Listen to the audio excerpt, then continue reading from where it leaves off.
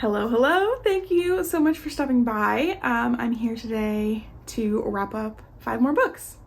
This is my new wrap-up series that I'm doing. It's something that I used to do and then I'm sort of bringing back. This is season 2 of my finished 5. And yeah, I finished 5 more books and I'm here to talk about them. But before we jump in and talk about the books, the 5 books, they were in the thumbnail. And I will also, they'll be listed down in the description. I would love to know like which one you think I liked the best, or like if you want to like rank them, how you think I would rank them. I'm just curious to know like what your thoughts are going into this. Although if you follow me on Goodreads, you might be spoiled, but that could be fun. Anyway, yeah, enjoy me talking about the books. All right, first book down, my 6th book of the year. I read Legends and Lattes by Travis Baldree. You guys, this book is the example, like the pinnacle of what is being called cozy fantasy, which is fantasy that is low stakes, very sweet, heartwarming, lovely. And it was all of that. It is about an orc, Viv, who is kind of reached the end of her marauding career, her slaying of beasts and collecting of bounties and whatnot, and she procures basically a lucky stone and leaves that all behind her. She's been preparing, she's been saving, and now she is like retiring from that part of her life and she's gonna open a coffee shop, except that nobody, or very few in this realm, seem to know what coffee is. So she's having to break a lot of new ground as far as this coffee shop. I think so much page time is dedicated to the how and the what that there is a lot less time dedicated to the who. And we still do get an idea of our characters. There are some deeper, more sincere moments, but it's not all that character driven and it doesn't have all that much plot. So that just like left me a little bit not totally emotionally overwhelmed. I do think maybe the story could have just had like 70 to 100 more pages. It's not a very long book. In that time, we could have just gotten a little bit more depth of character. Not that there isn't any. I definitely did feel connection to the characters, but I didn't like love them the way that I would need to cry in a book. So because there wasn't that depth of character work, and there also is not any depth of plot, that just left it feeling a little bit too light for me, which is maybe the point of the cozy fantasy, and maybe that's not a genre that you would be wanting to cry over, but I'm definitely someone who is willing and capable and prone to even crying, shedding just a few tears just at being overwhelmed by just like love and affection for a character or a friend group or something. So it definitely would have been in the cards for me if, again, there's just like a little bit more. I don't know, but I did really like it, and I also see it as a book that I could revisit like anytime I'm extremely down and I don't want to read anything, everything seems bad and horrible and hard. This book would seem good, I think. So I'm really glad to have read it. I highly recommend it. I thought it was really sweet, great, light. So maybe that's the problem, is that it's part of the genre, part of the appeal is that it is extremely light, but I wanted a little more oomph. But yeah, I love Viv. I know that there's a prequel in the works, and there was even a prequel short story in the back of my copy, which I did read and like. So we'll see if I maybe get the depth that I'm looking for from that. But yeah, loved this. Legends and Lattes. What a time. Okay, I finished another book. I finished You Never Forget Your First by Alexis Co. This is a biography, George Washington biography, that I read as part of the Magic Tree House read-along that my 2 friends are hosting, Kayla Ray Reads and Just Martine. Every month for a while we've been reading 4 Magic Tree House books. I never read those as a kid, so that's been kind of goofy. And then the next month we read 2 Magic Tree House books and a nonfiction that's related to one of those last 6 Magic Tree House books. Anyway, the nonfiction for this was this George Washington biography, which I was very excited about because it seemed like the author had wanted to put a new spin on like founding father biographies. And I don't know, I guess having never read a historical biography, like, I don't know, maybe she did, but yeah, I didn't love it. I don't know why I thought I would love it. I'm not like super interested in that era of American history. And I also don't think I like biographies. I just assume that about myself because of how I feel about memoirs. And it seems like a biography would take the things that I don't like about memoirs, and being written by someone else, somehow that would make it worse. But yeah, this was fine. It definitely, you know, fun facts. I did learn a couple things about George Washington, but did I need to? Like, no. So in that way, this was not life-changing. It was kind of funny at times. She definitely tried to take like a different approach. I think an effort was made to paint the era and the time in a way that is like honest and appropriate. Like, she talked frankly about slavery, and there was some somewhat honest seeming stuff about the relationship between George Washington and his settler peers with the Native Americans. That, you know, I don't know if that's present in all George Washington biographies, but yeah, it was just fine. The best part of it, to be honest, was the like listicle elements. Like, I don't know if it was just between chapters or like there was a lot of it at the beginning and then some like at the end, and a couple of times in the middle it would just be like a little listicle. And I thought those were fun because it gives you some information in a way that you didn't expect to receive that information. So I liked that. But yeah, for the most part, I listened to this audiobook pretty fast and I absorbed very little of it. So that's that. On to the next one.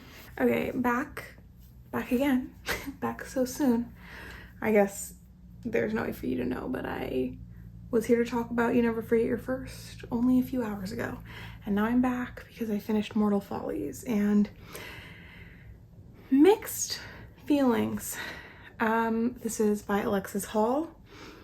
It is a romance. It is a sapphic romance set in the 17th century in a 17th century England where there is magic afoot. The story is narrated by Puck from Midsummer Night's Dream. You may be familiar.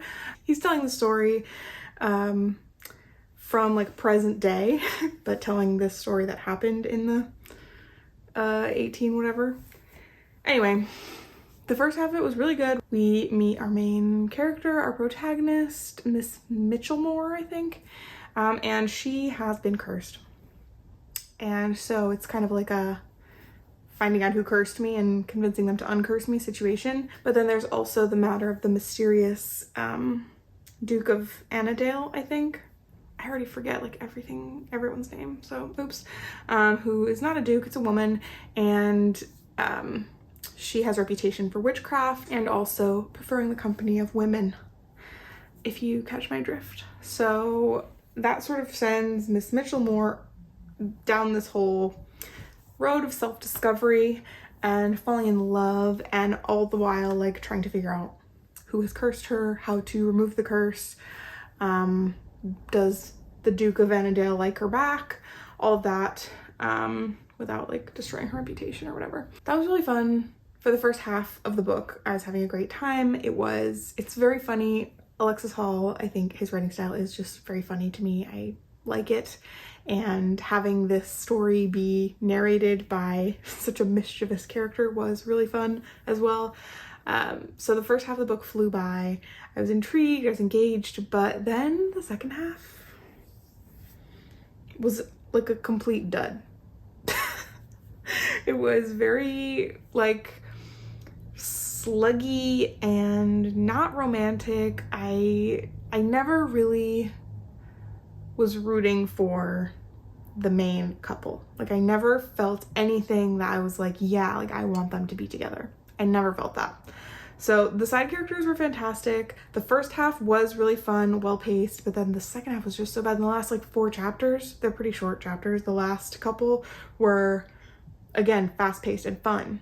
But there was this huge chunk where I was like, what are we even working towards here? Like, what is the point of all this? So yeah, that was off for me. This is definitely not my favorite Alexis haul. In fact, it is my least favorite. I still will be reading any additional like books that are in this kind of series because I assume that they will have the same narrator, and I think he was really funny. So I would love more from him, more from Robin Goodfellow via Alexis Hall, please.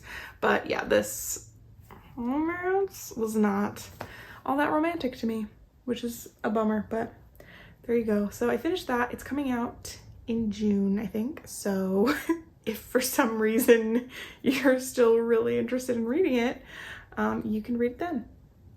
Thanks NetGalley for the advanced copy of this book. That really let me down. All right, I'll be back once I've read something else. Okay, 2 more books done.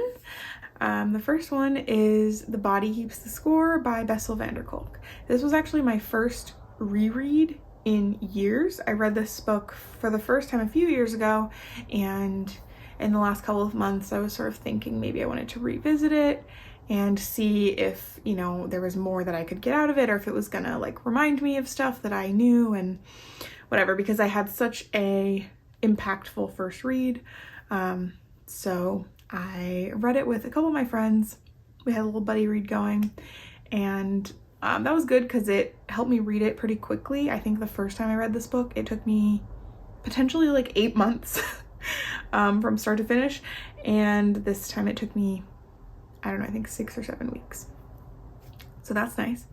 And it was fun to be able to chat a little bit with some of my friends while I read it. But yeah, now I finished it. It is a nonfiction book about trauma, and how trauma is stored in the body, the brain-body connection.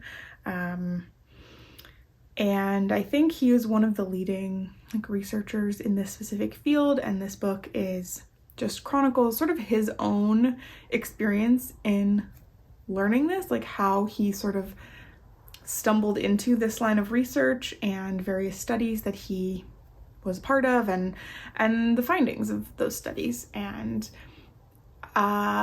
the first time I read it was so impactful because it really changed the way that I thought about things, even as somebody who does not have PTSD, which is mostly what this book is about. A lot of his research has to do with you know, veterans or people who have suffered intense abuse or trauma, and I do not have any of those experiences, thankfully, but I still found it so interesting to think about, you know, the way that your brain and your body are so linked, and things that we think of as just like it's all in your head is not necessarily true. It's actually also in your body. So I think, you know, while the book and a lot of the studies and everything was talking about extreme debilitating trauma, the sort of research and like lessons learned, the things that we've learned about treating that kind of trauma can still be applied in smaller ways to smaller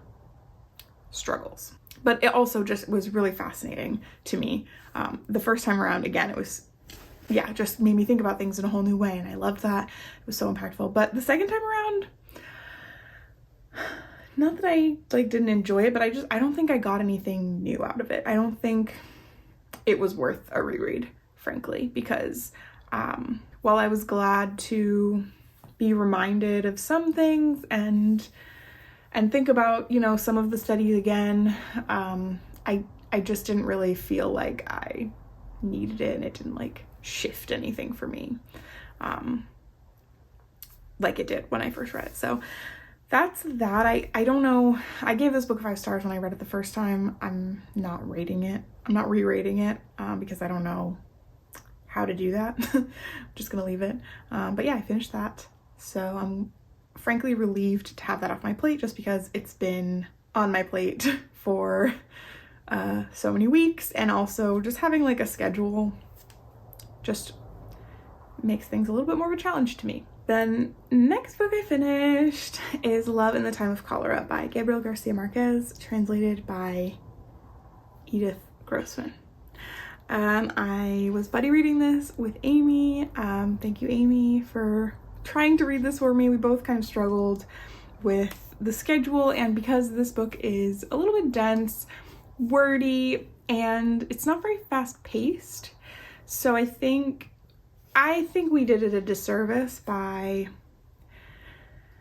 well, reading it while reading so many other things. I think that's something that me and Amy both do, is read a lot of books at once. So I really think that I would have liked this book better had I just been a little bit more focused on it and not reading quite so many other things. I also struggled with the scheduled reading. It's just rough for me to read like that. But yeah, I've been reading this book for a while, so I'm glad I finished it. I don't know how to talk about it. Like, what is the plot? I'm really not sure. It's not very plot driven.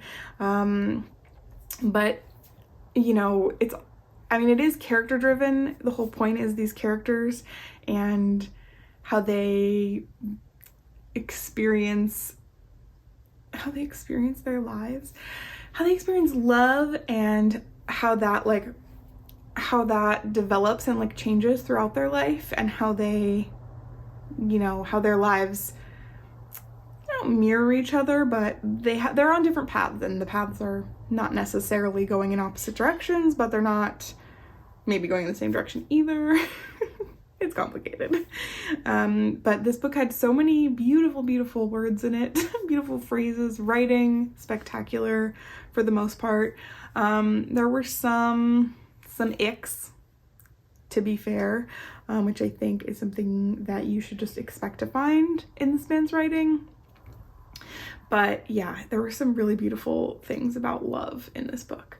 And it really covers so many types of love, so many kinds of love, like love versus like obsession and lust.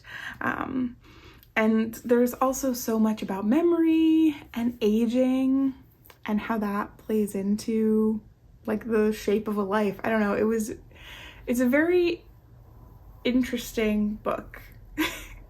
And I liked it. I think I could have liked it more, but not that much more. But I don't know if it's like 3 stars or like 4 stars, because there was just, I don't know, like I really don't know how to talk about it, and I've been dreading filming this clip for a while now because I knew that it was gonna be hard, and it is. So maybe I'm just gonna not say anything else. I don't know how I feel about that book, but I read it, and it was on my 30 by 30 list, and I did like reading it with Amy. I wish, again, that both of us had maybe been a little bit less busy and able to just like give it more time and attention.